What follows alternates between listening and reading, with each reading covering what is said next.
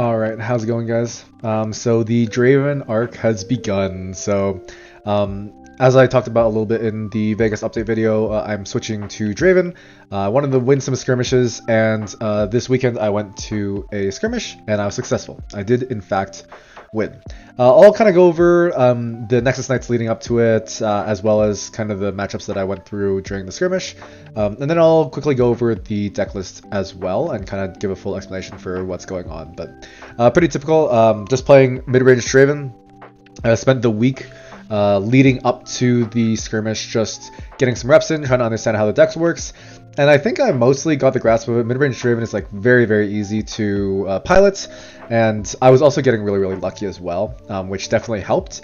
But I think I was good enough to win even if I got, normal luck. So 2nd of March, I played Draven, played against Ornn, Fiora, and Irelia. I went 2-0 into the Ornn, 2-1 into the Fiora, and then I drew in time into the Irelia player. Game 3, I think I would have won. It wasn't like super clear during the actual during the game, but I think I had enough to get there. I think he only had like 3 or 4 cards left in his hand, and I was up cards and points, so I think I was gonna get there, but I'm not like 100% sure. The following day, I played again Draven. I played against Ornn, Lee Sin, and Leona, and I went 2-0 into all of them. It kind of sucks. It's kind of rough, like terrorizing Nexus Knights, trying to get reps in, and then playing into bad decks to to try and get practice. But oh well, that's kind of the way of the world, right? The following day, or the Thursday, I played again. I played Rek'Sai, Fiora, and Ezreal. So Rek'Sai, I felt like that deck, like especially Hook Rek'Sai, it was like completely unplayable for Rek'Sai. And then Fiora, it's like super coin flip dependent. Like it seems like whoever wins the coin flip wins the game. Every time I've played against Fiora so far, I've won the die roll, and then it's gone 2-1. So like I was discussing with my Fiora opponent, it seems to be very die roll dependent. But I will see if I can win games if I lose die rolls this weekend when I'm going to another skirmish. But we'll see. I did get my first loss with Draven against Control Ezreal. It was the LNCQ version of the Ezreal list with minor alterations. That game felt like difficult. There was like some stuff that I definitely could have done better, and I think the sideboard can probably be improved a little bit to be able to account for this matchup. I think Shovel probably needs to go, and I think Assembly Rig probably needs to get there. I might have been like respecting Vex a little bit too much when I was playing as well. I just like didn't really have good interaction in my hand though. Like the problem is if I don't have good ways to kill Vex, she kind of just walk in and then Ezreal just draws his whole deck. So it's like kind of scuffed. I think I should. I think I'm supposed to win that matchup.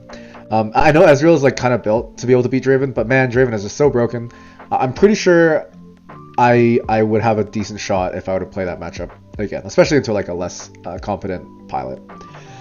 Going on to the Saturday. So this Saturday I played the first skirmish of Spiritforged that I've gotten to play so far, and I won. So here's proof. Got my Edge of Night mat right here, which is pretty good. I'm glad it was the Edge of Night mat and not the World Atlas.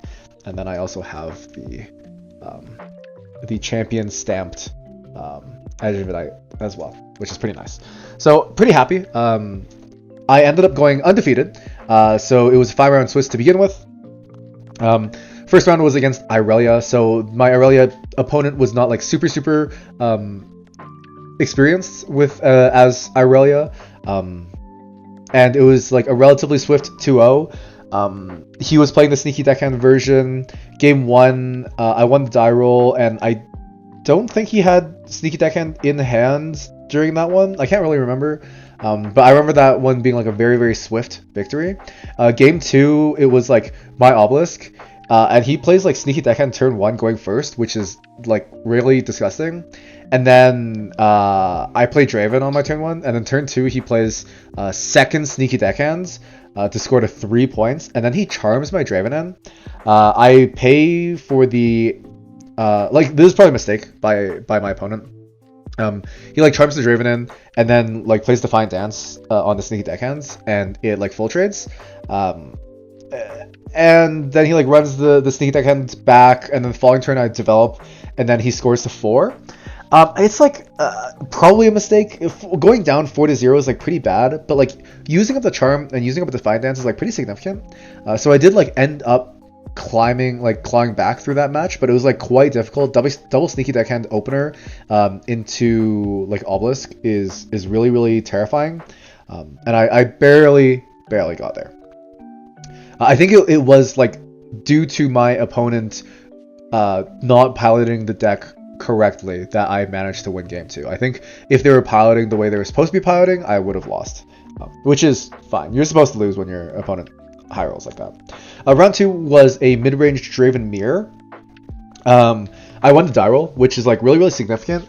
So one thing that I learned when I was playing in Vegas, like I was playing Kaisa in Vegas, right? And during Kaisa mirrors, when I was talking to other players that played a lot of Kaisa in Origins, it sounded like if the starting battlefields was double Reaver's Row, or any game that was double Reaver's Row, was significantly favored towards the person who was going first, as long as they have a 2-drop. And it seems to play out similarly with Draven mirrors, as opposed to like Kaisa mirrors and Origins.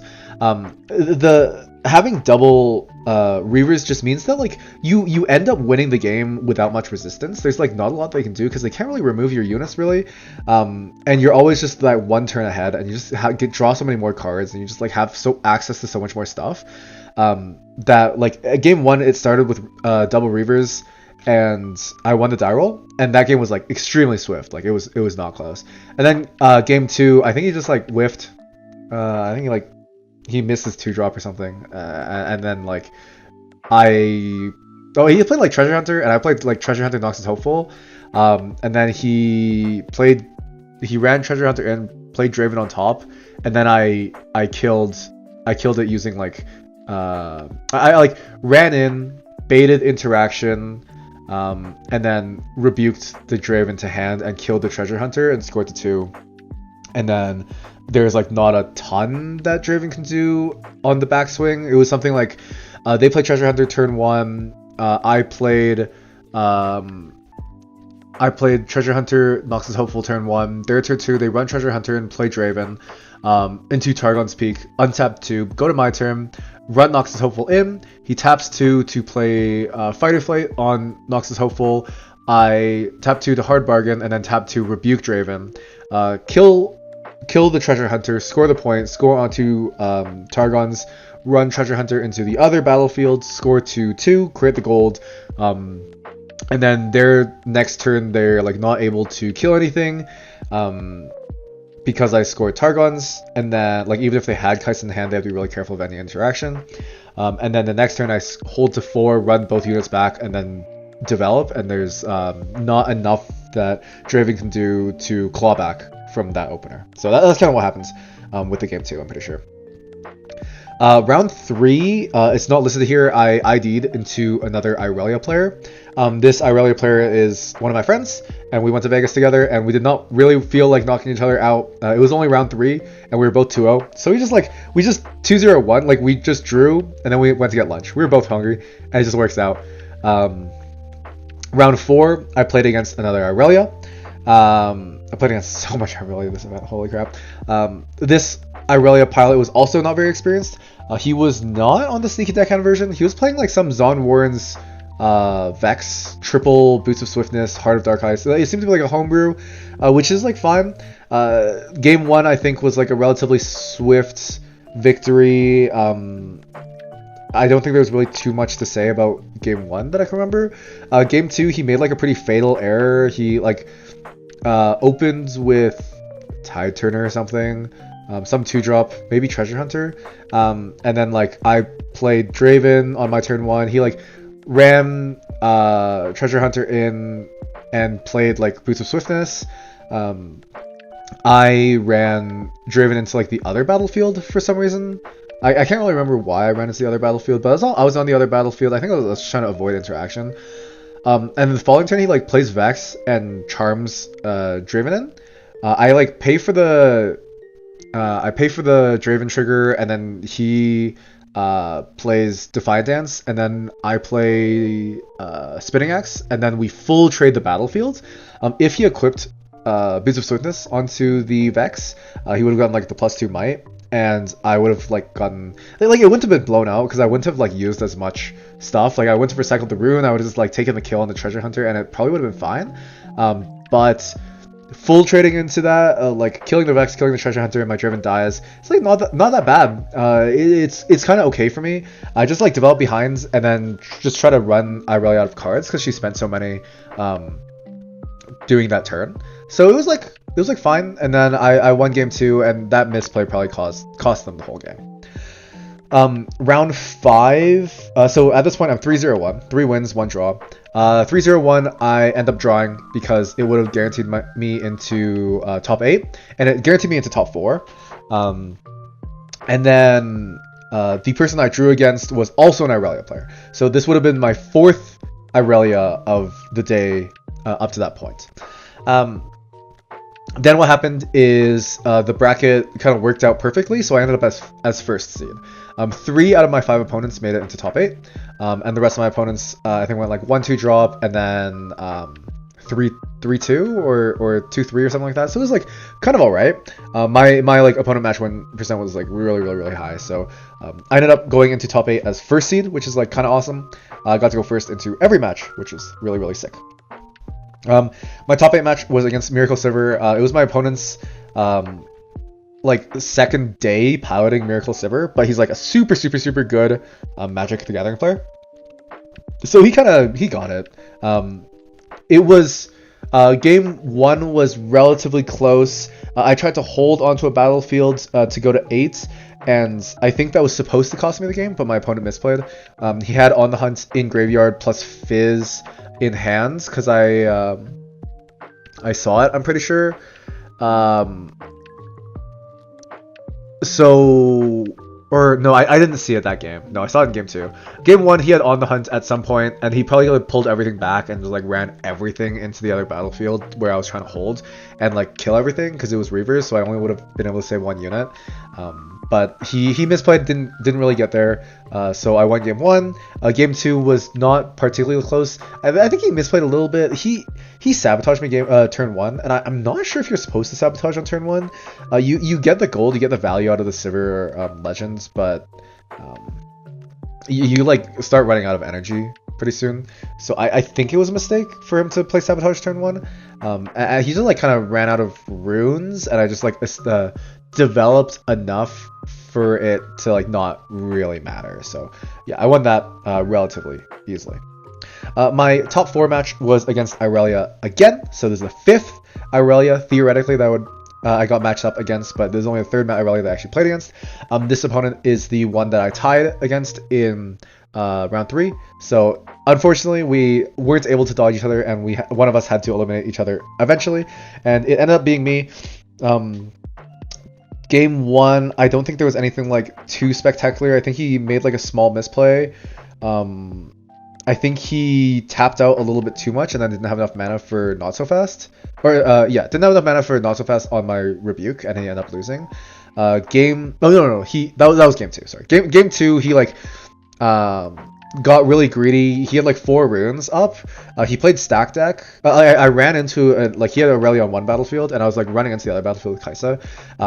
He had 4 mana up. He used 1 to play stack deck. He sees Ride the Wind off that, so he like takes Ride the Wind and then like Ride the Wind's Irelia into the other battlefields. But then he only has 1 up, so I just rebuke him to hand, and then he doesn't have anything left for the following turn. He like is untapping with 5, which is enough to like play Irelia and ready her, but it's not enough to hold any interaction to be able to stop me the next turn.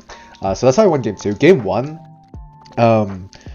the big I don't know if it was like a misplay, but he like happened to not have Defy in his hand. I was like holding on a battlefield with Ferris Forerunner and Kaisa, and then he like buffs up his Irelia a bunch with like discipline and stuff. And he runs in, and I just like ride the Wind Kaisa to the Reaver's row to be able to score the point. And then if he ends up ganking over, I can just run Kaisa back, and I get like the free draw and the free point, and the Kaisa lives. And he like didn't have Defiant Hands for that Ride the Wind, and so like once that Ride the Wind resolved, there like wasn't too much that Irelia was able to do after that point, because I was like too far ahead in points. Like I think he was scoring up to 5, and then that Ride the Wind scored me up to 6 or something like that. And just being up the extra turn made it so that like Irelia was not able to win. I think I had like Bryn here Rebuke in hand, and like once Draven is at 6 points, has units on board, and has Bryn here Rebuke in hand, Irelia is no longer able to win that game. So that's kind of what ended up happening. So I won that 2-0, and then the finals was a mid-range Draven mirror. So this is the opponent I played in round 2. He ended up making it all the way to the finals. Very, very good player. Game 1, I go first. This was a double Reavers game again, which I think is a mistake from the Draven player. I think if you know that you're not going to be able to go first, you want to start Obelisk in this matchup, and then play like Obelisk Reavers on game 1, and then you're going second game, you just play Reavers, and just play like Reavers Targon, which is like not horrible, but like double Reavers like really, really degenerate gameplay. So you just want to avoid that when you're going second as much as you can. So I think that's what you're supposed to do. What ended up happening is I'm guaranteed to go first because I'm higher seed. We play double Reavers. I have an opening hand that is horrific. Top deck Treasure Hunter. Play Treasure Hunter, win the game. Treasure Hunter lived for the entire game, generated me like 5 gold. I was at 12 runes. My opponent was at like 7 runes. And there's just like nothing left for them to do. Game 2, playing Obelisk. He misses 2-drop. I won the game. So, yeah. So I ended up winning this skirmish, going 12-0, like 6-0 in terms of round score, 12-0 in terms of game score.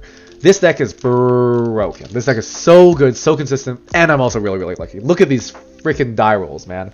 I won how many die? I won 9 die rolls in a row. It is so disgusting, so disgusting. I'm just really lucky with this deck. Always have Treasure Hunter opening hand, or like always have a 2-drop. I mean, this deck is just really consistent, like in and of itself, which is really nice. Because I'm like a relatively lucky player, like based on my Vegas experience. So I'm really happy playing this deck, and I'm definitely bringing it to the skirmish this following weekend. After that, I just played some Victor for fun on Tuesday, the Control Victor. If you guys want me to run through the Victor lists, let me know. I think it's bad. I think this deck is unplayable, but it was kind of fun to be able to go through that. We can quickly talk about the Draven list. This is very, very, very, very, very similar to the Vegas winning list. I love that list. I took one look at that list. I was like, Jesus Christ, this deck is so broken. Battlefields are exactly the same. Obelisk going second, Reavers game 1, Targon's going first.